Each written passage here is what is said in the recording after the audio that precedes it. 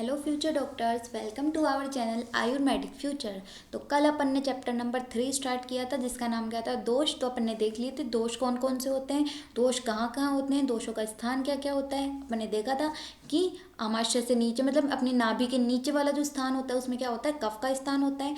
आमाशय और नाभि के बीच में किसका स्थान होता है, पित्त का। और आमाशय से ऊपर किसका स्थान होता है, वात का स्थान होता है। ये अब सब चीज़ें अपन ने देख ली थी। अब अपन नेक्स्ट आगे कंटिन्यू करते हैं कि ऋतु, दोष, रस, गुण आदि इनमें क्या क्या संबंध होता है। ठीक है, तो ऋतु के अनुसार दोषों का क्या होता है, जो अपने दोष थे कौन से, वात, पित्त और कफ, इनका क्या होता है, संचय होता है, प्रकोप होता है और शमन होता है। ठीक है, संचय मतलब जैसे कि दोष अपने स्थान से उठ गए। अपन इसका एक एग्जाम्पल देखते हैं, जैसे कि अपन दूध गर्म करते हैं तो अपना दूध अपनी नॉर्मल अवस्था में गर्म हो रहा है, मतलब अपना दूध है पतीले में अपने उसी जगह जहाँ जितना वो है उसी जगह वो उबल रहा है, तो उसको अपन क्या कहेंगे, संचय कहेंगे। प्रकोप कब हो जाएगा, जब वो दूध अपने कहाँ तक आ चुका है, अपने ऊपर टोपी के ऊपर तक आ चुका है, ऊपर वाली लाइन तक, मतलब उसका क्या हो रहा है, प्रकोप हो रहा है। अब शमन, शमन क्या होता है, अभी दोष संचय हो चुके, प्रकोप हो चुके, इनको अपनी जगह पर क्या करना है, अपन को शांत करना है। तो उस बड़े हुए जो दूध अपनी प्रकोप अवस्था में आ गया था, बाहर आने को हो रखा था, उसको अब अपन को क्या करना है, शमन करना है, मतलब उसी की अवस्था में लाना है। तो उसको क्या बोलेंगे अपन यहाँ पे, संचय, प्रकोप और शमन बोल दिया गया उसको। ठीक है, तो अपन ने देख लिया संचय क्या होता है, प्रकोप क्या होता है और प्रशम क्या होता है। इन टर्म्स का मीनिंग अपन ने देख लिया। अपन देखते हैं कि ऋतुओं के अनुसार इन रसों की उत्पत्ति। ठीक है, अपन को पता है कि जो अपनी ऋतु होती हैं, दो ऋतु कौन कौन सी होती हैं, ऋतुओं को दो टाइप्स में बांटा गया है। कौन सा, आदान काल और विसर्ग काल। ठीक है, तो अपन ने याद की थी जैसे कि शिवग्री, शिवग्री से अपन ने क्या देखा था कि शिवग्री, इसमें कौन सी ऋतु आ गई, ये हो गई अपनी आदान काल की ऋतु। और बाकी क्या बच गई, वर्षा, शरद और हेमंत। ठीक है, ये किस में आ गई, अपनी विसर्ग काल में। तो ऋतुओं को दो पार्ट्स में डिवाइड कर दिया, कौन कौन सा, आदान काल और विसर्ग काल। तो इसको अपन किससे याद रख लेंगे, शिवग्री। शिवग्री मतलब शिशिर, वसंत, ग्रीष्म, वर्षा, शरद, हेमंत, ये हो गई विसर्ग काल, ये हो गया आदान काल। अब अपन देखेंगे जो अपने रस होते हैं कौन कौन से, मधुर, अम्ल, लवण, कटु, तिक्त, कषाय। अपने जो रस होते हैं मधुर, अम्ल, लवण, कटु, तिक्त, कषाय, ये जो षड रस होते हैं अपने, इनको कौन कौन सी ऋतु में कौन कौन सा रस अपन को लेना चाहिए। ठीक है, तो हम आपको एक ट्रिक बताएंगे, आपको इस ट्रिक से याद रखना है क्योंकि ये आपके हर जगह काम आने वाली चीज़ है। नॉर्मल सी चीज़ है जो आपको हर जगह काम आएगी, चरक में भी काम आएगी और आपके अष्टांग में भी। तो आप इसको यहीं पे याद कर लेना, वो भी एक ट्रिक से जो आप कभी नहीं बोलोगे।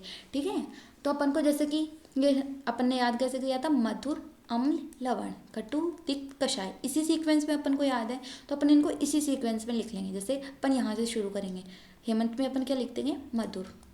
ठीक है, फिर अपन ऊपर से स्टार्ट करेंगे, यहाँ पे अम्ल और यहाँ पे क्या आ जाएगा, लवण। ठीक है, तो ये अपन को कैसे याद हो गया, अपन पहले विसर्ग काल की जो ऋतु है उनमें स्टार्ट कर देंगे नीचे से। पहले अपन को ऋतुओं के नाम लिखने हैं इस अनुसार, शिवग्री, वर्षा, शरद और हेमंत। फिर अपन नीचे से स्टार्ट करेंगे, हेमंत में क्या होता है, मधुर रस, फिर ऊपर से अम्ल और लवण, फिर वही सीक्वेंस इसमें। लवण के बाद अपन ने क्या याद किया था, कटु, तिक्त, कषाय। तो यहाँ पे ग्रीष्म में क्या आ जाएगा, कटु, और फिर वही चीज़ ऊपर क्या आ जाएगा, तिक्त, और इसके नीचे क्या आ जाएगा, कषाय। ठीक है, तो आप इस ट्रिक से इसको याद रखना, आप इसको कभी नहीं बोलोगे। पहले ऋतुओं के नाम लिखने हैं, फिर अपन को शिवग्री, फिर वर्षा, शरद, हेमंत, नीचे से स्टार्ट करना है जैसे अपन ने याद कर रखा है सीक्वेंस में, मधुर, अम्ल, लवण, कटु, तिक्त और कषाय। नीचे से मधुर, फिर इसको अम्ल, लवण, फिर नीचे से कटु, फिर तिक्त और कषाय। ठीक है, आप इस अनुसार इसको याद कर सकते हो कि आदान काल की ऋतु शिवग्री, फिर ये इनके रस, जो आप कभी नहीं बोलोगे। ठीक है, फिर अपन देखते हैं कि कौन कौन सी रस होते हैं, उनमें कौन कौन से महाभूत की प्रधानता होती है। ठीक है, इसको भी अपन एक ट्रिक से याद कर लेंगे क्योंकि इसको अपन को कभी भूलना नहीं है। तो अपन रस देखेंगे कौन कौन से होते हैं, मधुर, अम्ल, लवण, कटु, तिक्त और कषाय, ये अपने रस होते हैं। ठीक है, फिर अपन इसको एक ट्रिक से याद कर लेंगे, क्या, पहले अपन जल लिख देंगे। ठीक है, जल प्लस पृथ्वी, ये एक आपको याद करना है, बाकी आपको ऐसे याद हो जाएंगे। ठीक है, फिर पृथ्वी, पृथ्वी दो बार अपन ने पृथ्वी लिख लिया। ठीक है, फिर अग्नि, 3 बार अपन अग्नि लिखेंगे। फर्स्ट वाला आप याद कर लोगे, फिर अग्नि आपको 3 बार लिखना है। ठीक है, अग्नि, अग्नि। ठीक है, फिर आप क्या याद करोगे, आपको 3 बार वायु लिखनी है, वायु, वायु, वायु। ठीक है, ये देखो आपको ये थोड़ा खिचपिच सा हो गया है, मैं आपको इसको थोड़ा अच्छे से लिख के बताती हूँ, आप इसको अच्छे से याद कर लो। ठीक है, जो आप इसको नोट डाउन कर लो, जो आपको कभी आप इसको भूलेंगे नहीं। ठीक है, आपको अच्छे से बताते हैं।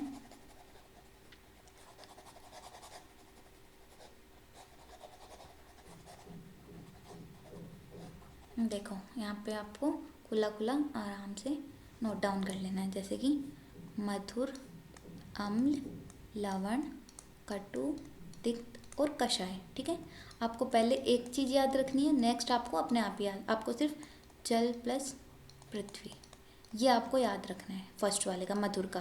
फिर आप नीचे वापस से एक बार पृथ्वी लिख देना। ठीक है, फिर आपको 3 बार अग्नि लिखना है। ठीक है, अग्नि, एक बार फिर अग्नि, फिर एक बार वापस से अग्नि। ठीक है, अग्नि अग्नि अग्नि।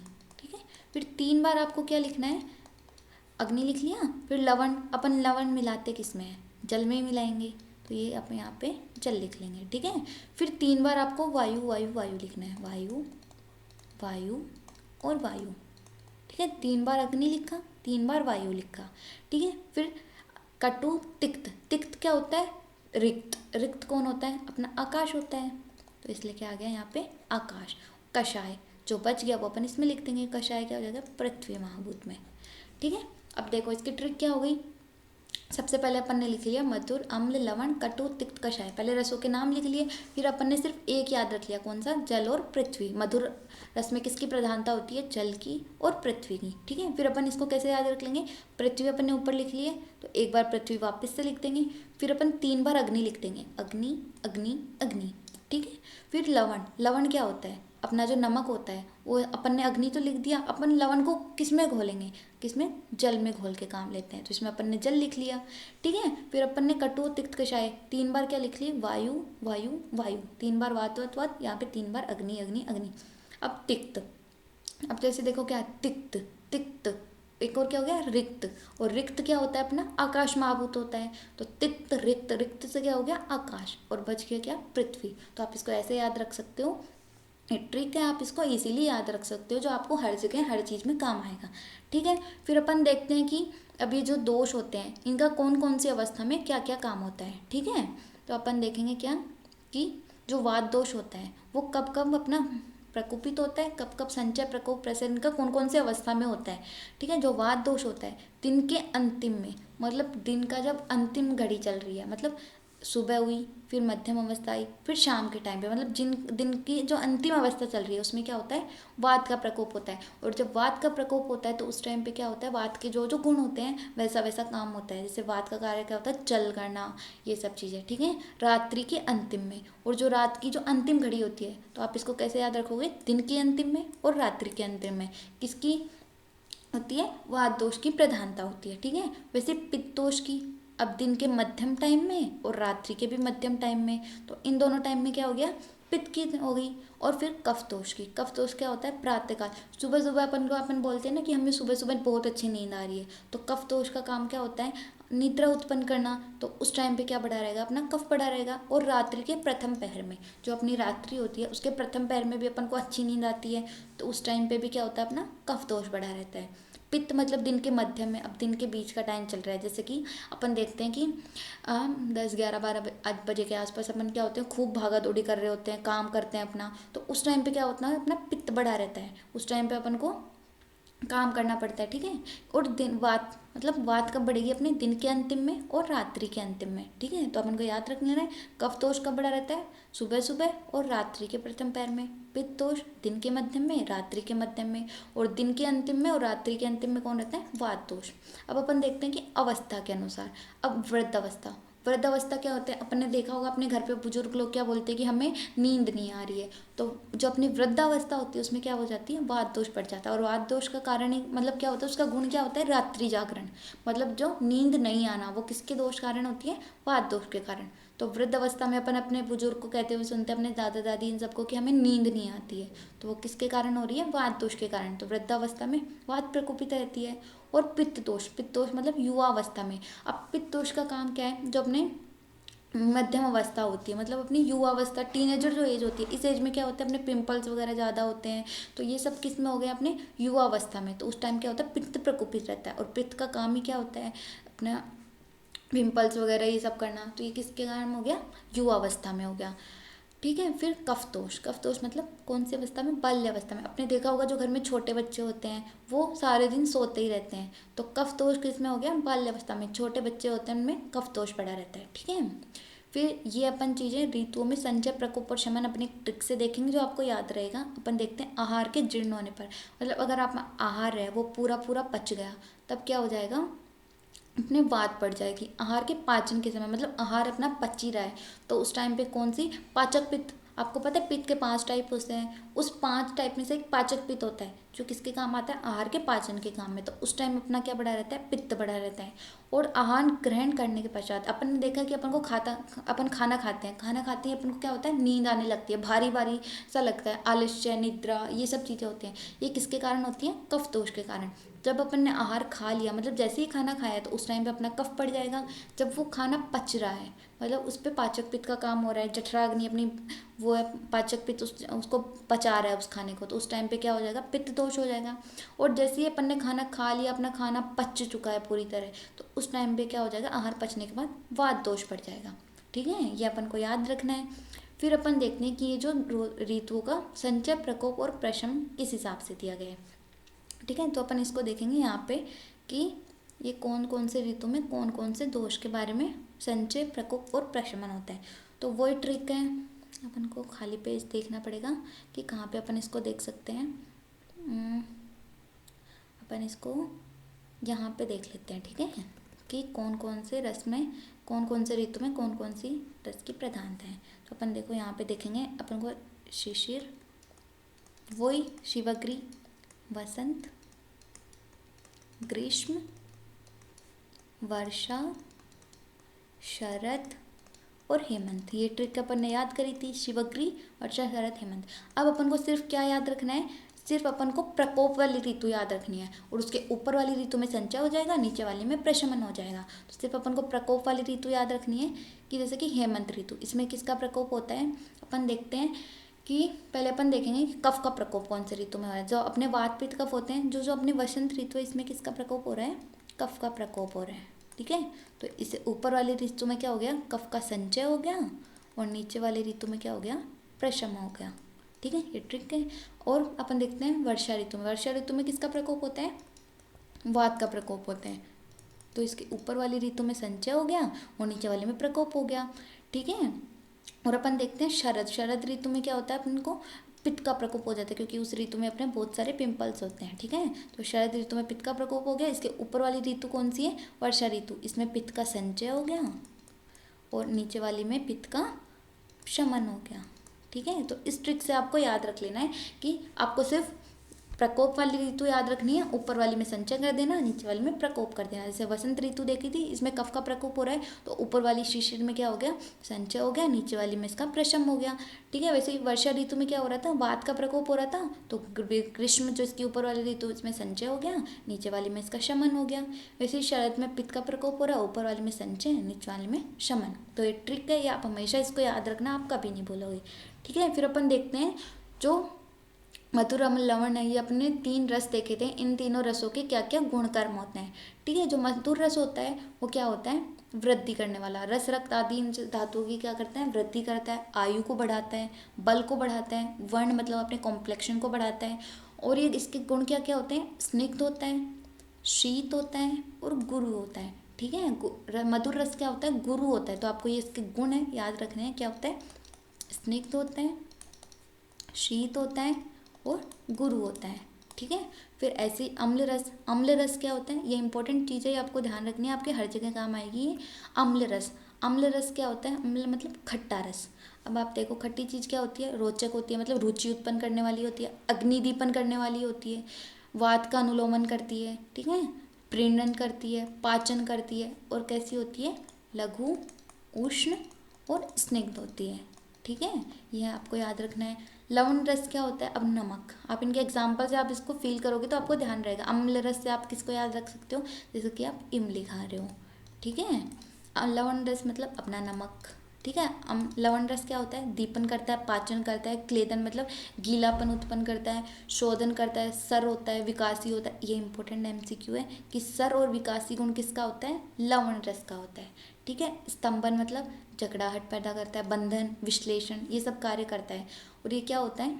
कुछ गुरु होता है, ठीक है, स्निग्ध होता है और उष्ण होता है। कुछ गुरु मतलब ना, ये क्या होगा? लघु नहीं होगा, कुछ गुरु होगा। ठीक है, मतलब लघु तो होगा पर गुरु भी होगा कुछ पॉइंट। ठीक है, आपको ऐसे याद रखना है। फिर कटुरस को देख लेंगे अपन। कटुरस क्या होता है?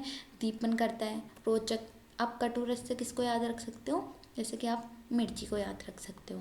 ठीक है, तो आप इसको फील करोगे तो उसमें ऐसे ही रस आएंगे। मुख का शोधन करती है, ठीक है, रोचक होती है, दीपन होती है, पाचन करने वाली, स्थूलता उत्पन्न करती है, क्लेदन करती है, स्निग्ध, कृमि आदि का नाशक। अब कीड़े जो पड़ जाते हैं वो किससे जाते हैं? जब अपन कुछ कड़वा खाते हैं उसी से।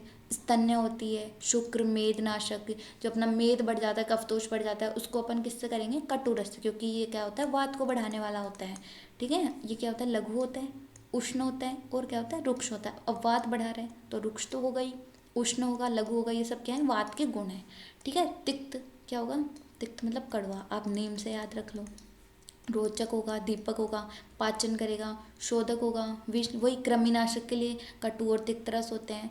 कंडु आदि नाशक होगा, मतलब जो खुजली, ईचिंग वगैरह होती है, ज्वर का नाश करेगा, लेखन का कार्य करेगा। ठीक है। और रुक्ष होगा, शीत होगा, लघु होगा, वही इसमें भी बात पड़ रही है कटु।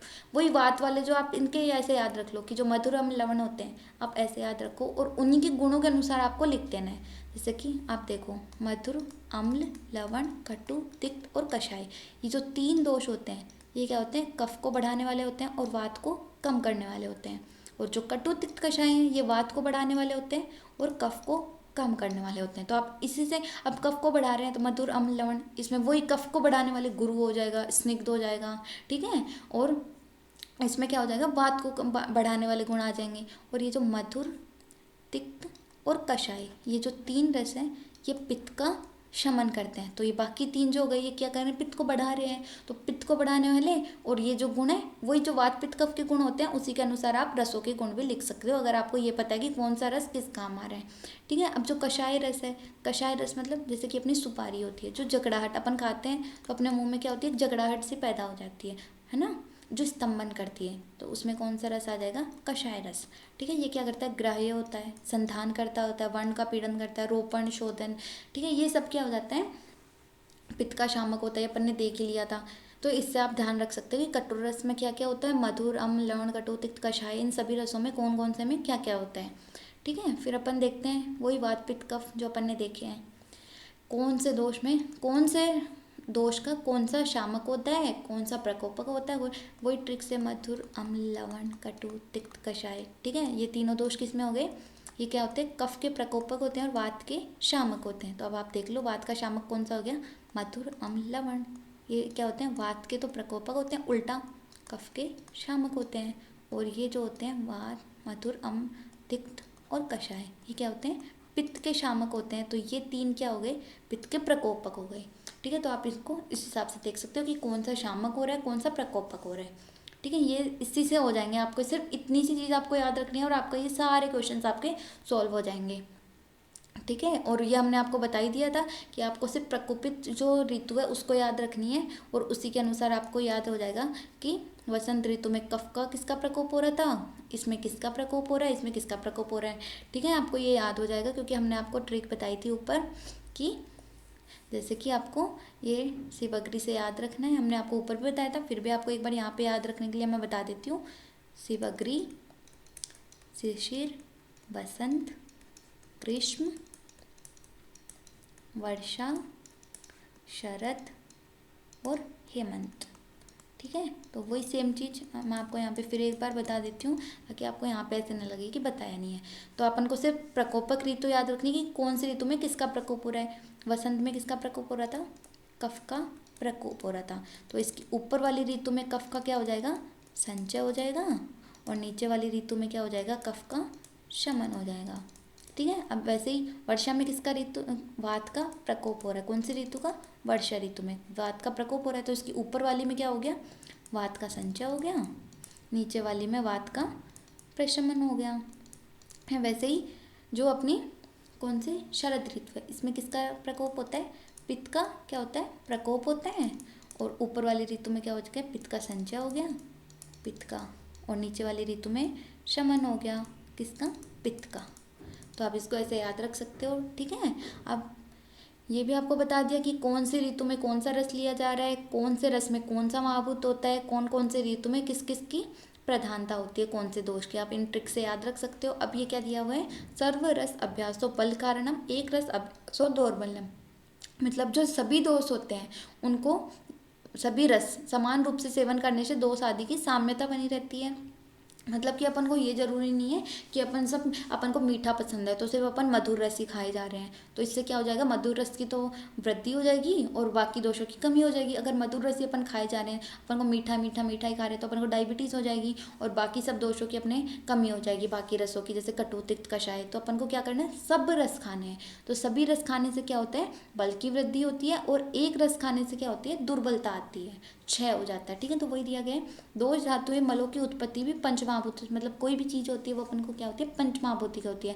अतः ये रस भी क्या होते हैं? पंचमहाभूतों से बने होते हैं, जो अपन ने देख लिया। इन न्यूनता से दोषों की वृद्धि है, क्षय होता है। इसलिए अपन को आहार क्या है? सर्व रस, सभी रसों के आहार खाना चाहिए, एक रस अभ्यास नहीं करना चाहिए, ठीक है। इससे अपनी क्या हो जाएगी? सब रस अगर अपन खा रहे हैं तो बल बढ़ेगा, एक रस अपन खा रहे हैं तो अपन में दुर्बलता आ जाएगी, इससे दोषों की क्षय और वृद्धि होती है, ठीक है। ये अपन ने देख लिया। इसके बाद अपन क्या देखते हैं? ये एक टेबल है जो आपको ध्यान में रखनी है, जो अपन ने ऊपर पढ़ा है उसी के बेसिस पे टेबल है जो हिंदी में दी गई है कि शिशिर ऋतु कौन कौन सी होती है। शिशिर ऋतु क्या होती है? विंटर, लेट विंटर को बोलते हैं, वसंत को स्प्रिंग बोलते हैं, ग्रीष्म को समर बोलते हैं, वर्षा को मानसून बोलते हैं, शरद को ऑटम सीजन, हेमंत को अर्ली विंटर बोलते हैं, ठीक है। ये माघ फागुन के बीच में, चैत्र वैशाख जेठ आषाढ़, ये नॉर्मल सी चीज़ें आपको आती भी हैं और आप देख लेना इनको, ठीक है। 21 दिसंबर से 21 फेब तक शिशिर ऋतु चलती है। वसंत ऋतु कौन से इसमें चलती है? अप्रैल, जून, अगस्त, ये सब देख लेना। और ये संचय प्रकोप प्रशमन हमने आपको टेबल से समझा ही दिया है। फिर भी अगर आपको कुछ भी नहीं समझ में आया हो तो प्लीज़ आप कमेंट सेक्शन में पूछ सकते हैं। Okay, thank you.